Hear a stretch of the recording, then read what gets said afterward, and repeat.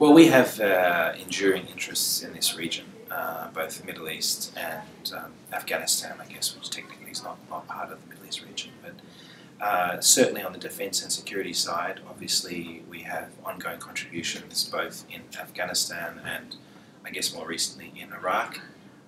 And that involves the whole gamut of not just the fact that we have increased assets on the ground in those places, but government interaction, the need for policy advocacy, and so on.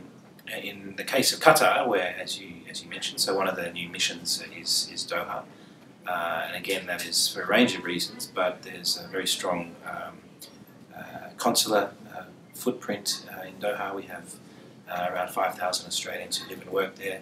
There's also a very strong trade investment component. We have about 80 Australian companies that are applying their trade in Qatar, and the government's also very keen to attract more inwards investment from Qatar into Australia in areas such as agriculture, food security, and infrastructure and transport.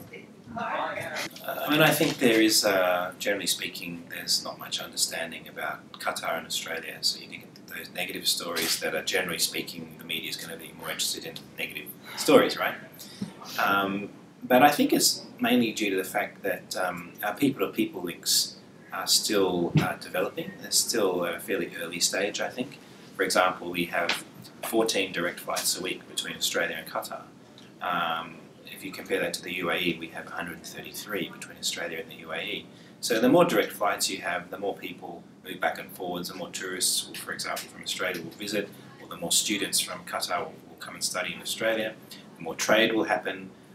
So generally speaking, that will just kind of turbocharge, I think, that relationship. So I think that has to evolve naturally, and I think that's probably one of the main reasons why Qatar doesn't feature very much in the Australian media. That will change over